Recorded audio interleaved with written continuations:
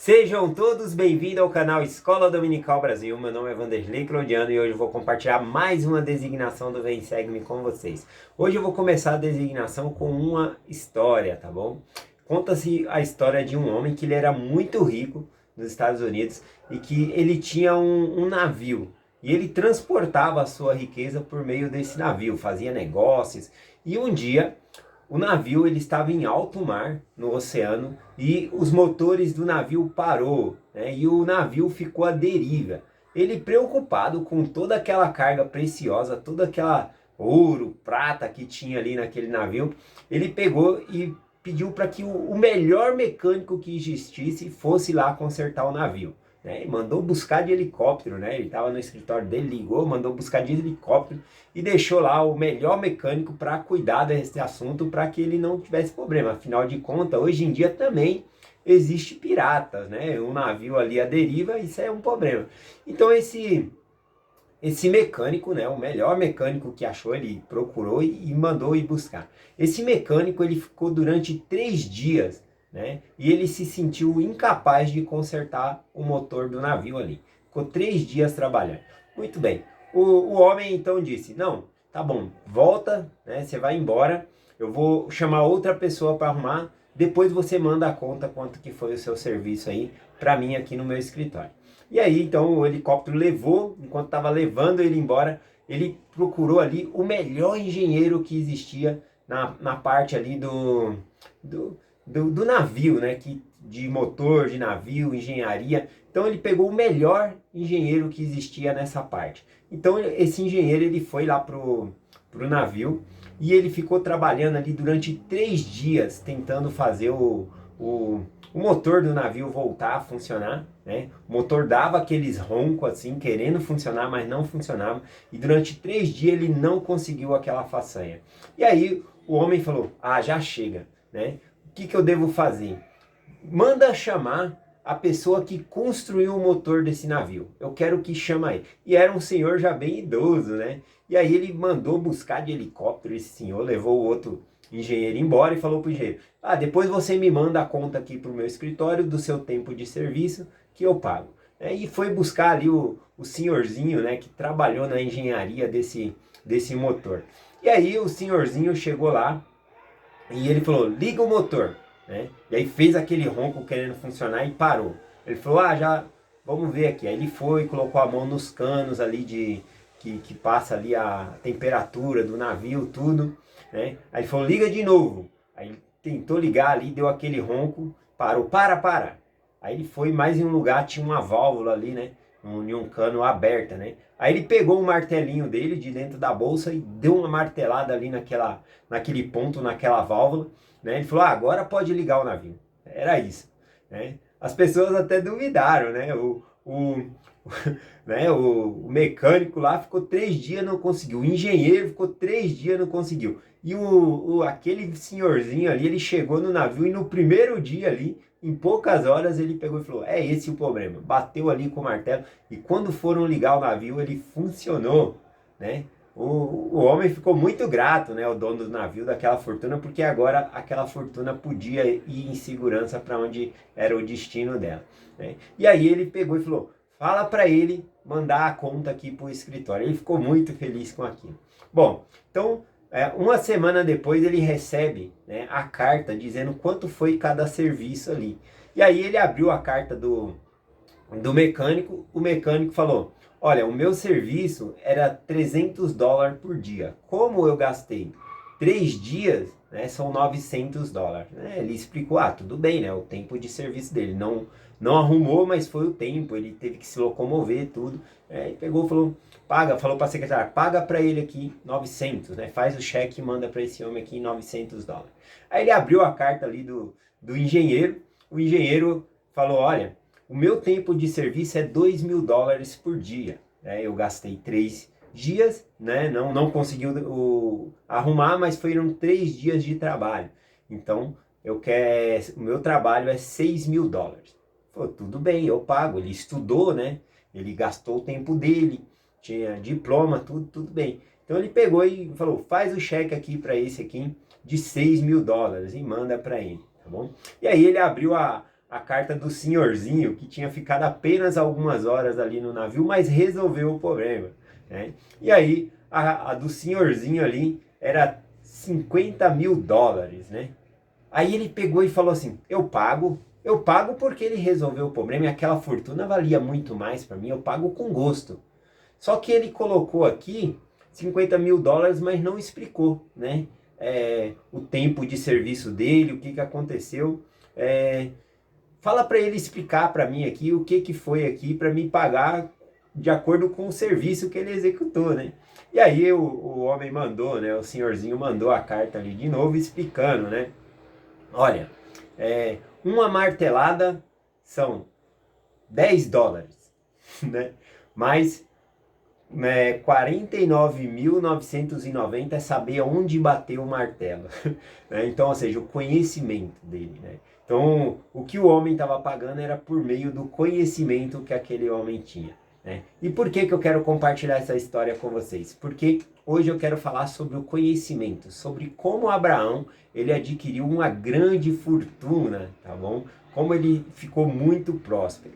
Tá bom? Eu vou contar da descida de Abraão para o Egito. Depois que ele sobe do Egito, ele se torna tão rico, mas tão rico, que Ló não consegue mais conviver com ele, não há pasto suficiente para os gados dele. Então ele desce para o Egito por conta da fome, mas quando ele volta muito rico. Né? Só para comparar aqui, para compartilhar com vocês, falar o que era uma pessoa rica na época, né, de Abraão ali.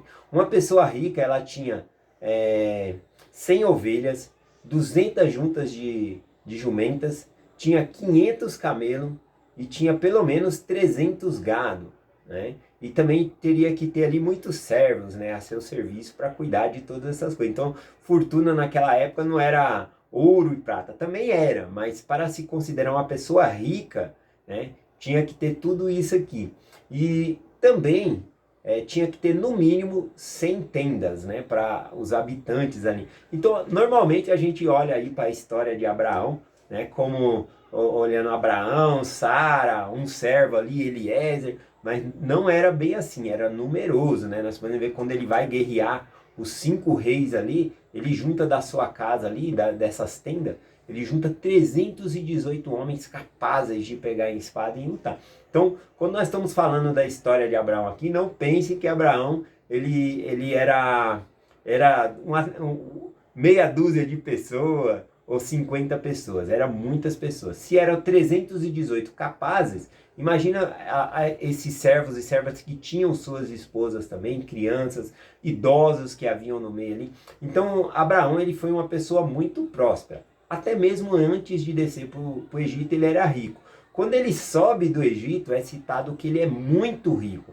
Então, se ser rico é ter tudo isso aqui que eu estou compartilhando, imagina Abraão, que é citado nas escrituras aqui, que ele era muito rico. Tá bom? Então, como que ele adquiriu a riqueza dele? Primeiramente, o Senhor mandou ele sair da terra de Ur, dos caldeus, e ele foi para Harã. Em Harã, né, também teve a questão do irmão dele morrer, e aí a fortuna ficou para os dois irmãos ali. E também teve a questão ali do pai dele também ter falecido. E Abraão, como ele era o mais velho, ele tinha a parte maior da herança. Então ele tinha já uma grande riqueza e ele era um nômade, né? Ele vivia de lugar em lugar com seus gados para apacentar os seus gados e ele ia crescendo em coisas assim. Então ele desce para o Egito a pedido do Senhor, tá bom? E olha só o que acontece lá no Egito, que ele se torna muito rico, tá bom? É uma história um pouco complexa de se explicar, então eu vou ler os versículos e vou fazer algumas explicações aqui, tá bom? Eu vou ler aqui, ó, Gênesis capítulo 12, a partir do versículo 11. Diz assim, ó: E aconteceu que, chegando ele para entrar no Egito, disse a Saria, sua mulher: Ora, bem sei que és mulher formosa à vista. E acontecerá que, quando os egípcios te virem, dirão: Esta é sua mulher, e matar-me-ão e deixarão a ti com vida. Disso digo-te, peço-te, que és minha irmã, que diga para eles que é minha irmã, para que me vá bem com a minha vida, né? por causa de ti. E aconteceu que quando entrou Abraão no Egito, viram os egípcios a mulher, que era muito formosa, e viram os príncipes de Faraó, né, que barganharam diante de Faraó. E foi a mulher levada para a casa de Faraó. Aqui está falando que os príncipes de Faraó, eles gabaram, né? Gabaram a esposa lá de Abraão, né? Saria, que ela era muito formosa. Agora veja bem, se os príncipes, né, de Faraó, porque no Egito, né, o Faraó ele não tinha uma esposa só, ele tinha um harém ali, né? Eram várias esposas. E eles gabaram, falando, nossa, entrou uma estrangeira na terra, nossa, linda, linda. E olha, a gente fica pensando aí em Saria, né, como linda. Depois o Senhor vai mudar o nome dela para Sara. E quantos anos ela tinha quando foi para o Egito? 60 anos, olha só, uma mulher de 60 anos, linda, linda, linda, né? Então os próprios egípcios viram essa beleza e foram gavar lá, né? Contar vantagem para Faraó, e Faraó, eu quero, né? Eu quero, e tomou ela ali como esposa, tá bom? Então, quando ele toma, né, como esposa ali, esse é até um assunto que eu quero compartilhar com vocês, porque foi Abraão que pediu para Sara, né, para Saria ali, falar que, olha, fala que você é minha irmã. Porque o que acontece? Os egípcios, eles tinham uma crença muito forte que não pode cometer adultério, que vem um castigo muito forte, né? Então, se Saria dissesse que era esposa de Abraão, né, de acordo com a cultura egípcia, eles iriam matar Abraão e então ia possuir a esposa dele, tá bom? Para eles ali, agora já matamos mesmo, agora não é adultério, né? E vai lá e eles poderiam ficar lá com Saria, né? No caso, o rei aqui. E também na cultura do Egito, se eles gostassem de alguém, eles tomavam para si, né? O faraó, ele tinha várias mulheres ali, né? Que ele se deitava, tá bom? Só que outra coisa também, quando ele toma a Saria, né? Ele toma de Abraão ali a Saria, aqui no texto diz que ele paga um dote, né? Para Abraão, né? Vou continuar lendo o texto aqui, ó. E tomou bem, e tratou bem a Abraão por causa dela.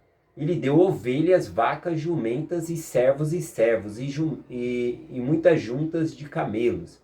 Então ele ganhou tudo isso aqui como dote, por causa que era irmã dele e ele, Faraó, queria agradar, né? Então era como se fosse uma espécie de um dote. Mas não foi realmente isso que enriqueceu a Abraão, tá bom? Ele volta do Egito mais rico mesmo, mas não foi exatamente isso. Até porque essa instrução que Abraão ele dá a Saria, que ela deveria dizer que era irmã dele, era por causa da cultura dos egípcios que iriam matar Abraão, e também porque foi uma instrução que Deus deu a Abraão, tá bom? Para que fizesse dessa maneira. Não, pera aí, Vanderlei. Agora você está dizendo que Deus falou para Abraão dizer para Sara, para Saria ali, que era irmã, né? Para enganar os egípcios. Bom, eu vou compartilhar um pouquinho melhor o que eu acredito sobre isso, tá bom? Mas no livro de Pérola de Grande Valor ensina exatamente isso, tá bom? Em Abraão capítulo 2. Mas voltando para o texto aqui, Abraão então ele ganha várias coisas por causa de Saria, tá bom? Só que o que acontece aqui, né? Quando o Faraó ele adquire Saria ali, não pense que ele cometeu adultério ali, que ele pegou e se deitou com ela, porque existia um ritual, tá bom? Ela tinha o tempo de purificação, de limpeza, né? Então ela ficou reservada nesse tempo de purificação, tudo, não sabemos quanto tempo era, mas ficou um certo tempo ali, tá bom? E enquanto isso acontecia, Abraão ele estava negociando no Egito. Aliás, pela lógica, era para Abraão sair com menos bens materiais do Egito. Por quê? Porque quando ele entra no Egito, a terra estava passando fome, ele entra para ter pasto, né, para o seu gado, para os seus animais ali. Ou seja, ele teria que negociar, né, falar assim, olha, eu vou trazer o meu gado aqui para essa região, tá bom? Eles vão comer, se apacentar aqui, e eu vou pagar para vocês, né? Claro, a nação forte como o Egito não ia deixar de graça o estrangeiro ir lá comer as coisas e depois ir embora. Então ele teria que dar bois, teria que pagar de alguma maneira ali aquilo que ele estava consumindo ali pelo gado, né? Mas não é isso que acontece, né? Era para ele sair mais pobre, não, ele sai mais rico ainda. Porque o que está acontecendo aqui? Eu acredito que quando Abraão ele desce para o Egito, ele já teve aquela visão com o Senhor. Jeová se mostrou a ele, mostrou ali as estrelas, mostrou Colobe, mostrou todas as coisas, né, a Abraão. Então, quando ele desce para o Egito, ele desce com todo esse conhecimento. E é exatamente esse conhecimento que ele compartilha com os egípcios e vai comprando coisa. Por que eu acho isso, né? Além de falar do dote aqui, tem um versículo aqui que eu vou compartilhar com vocês. Quer ver? Que fica aqui em Gênesis 13, versículo 2. Falando aqui, ó. E era Abraão muito rico em gado, em prata e em ouro. Ou seja, quando ele foi para o Egito, ele ganhou aqueles dotes lá, que foi citado animais, mas não falou sobre prata e ouro. E dessa vez aqui citou que ele tinha prata e ouro. Então, ele negociou no Egito, ele ganhou, ele vendeu o conhecimento, tal como hoje em dia, né? Quando você vai fazer uma faculdade, você está comprando um conhecimento. Os professores, eles estão vendendo o conhecimento que eles têm. É assim que eles adquirem o salário dele. Então, Abraão vai para o Egito e ensina muitas coisas aos egípcios. E esse conhecimento é pago a Abraão. Tá bom? Então, outra teoria, né, que muitos religiosos acreditam, também é que era um dote. Como Abraão, ele não era uma tribo pequena, né, tinha muito gado, então para se tomar ali, como ele falou que era a irmã dele, né, teria que se dar um dote muito grande, né? Só que o que acontece? Faraó ele não fica com a esposa de Abraão, né? Então o certo seria devolver todos esses bens aí. Então eu acredito que os bens que Abraão recebeu foi exatamente por causa do conhecimento que ele passou. Tal na história que eu compartilhei, né? Dar uma martelada é um preço pequeno, mas saber onde bater o martelo, aí já é um grande conhecimento. E é esse tipo de conhecimento que Abraão levou para o Egito. Tá bom? O desenrolar da história aqui, para terminar, vou continuar aqui, ó. Versículo 17 em diante, né?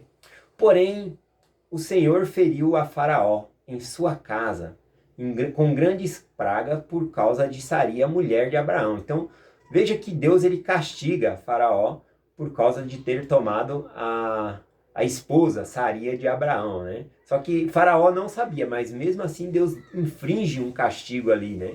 De alguma maneira ele fica sabendo que ela é a esposa. E olha só o que acontece. Então Faraó chamou Abraão e disse: que isso que me fizeste? Ele faz 3 perguntas a Abraão. Que isso que me fizeste?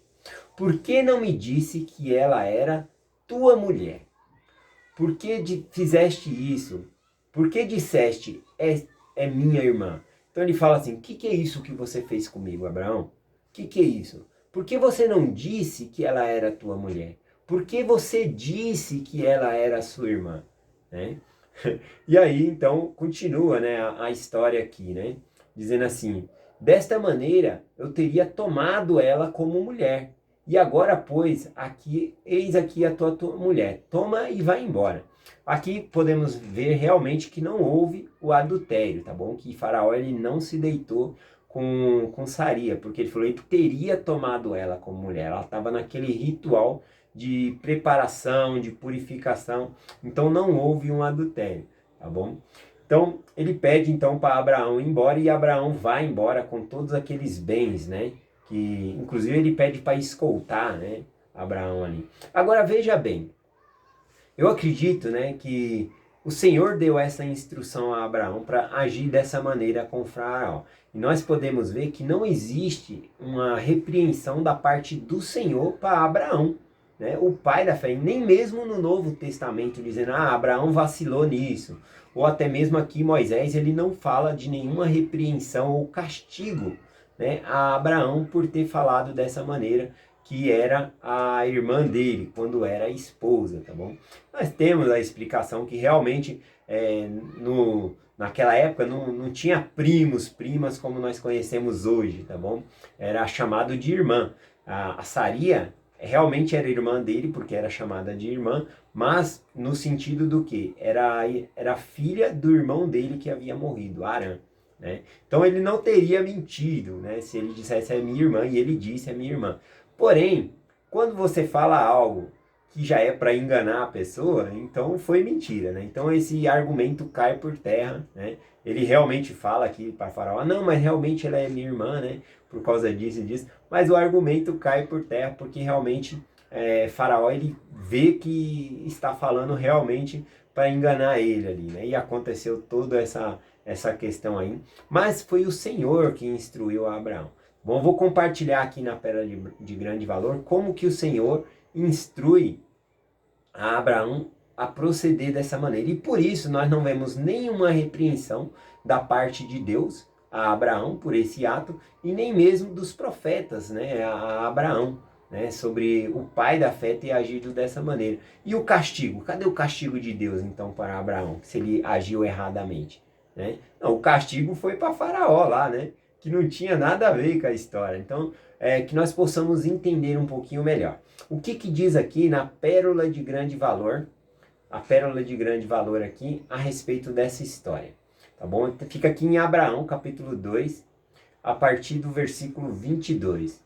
E aconteceu que quando estava para entrar no Egito, o Senhor disse, eis que Saria, tua esposa, é uma mulher muito formosa à vista.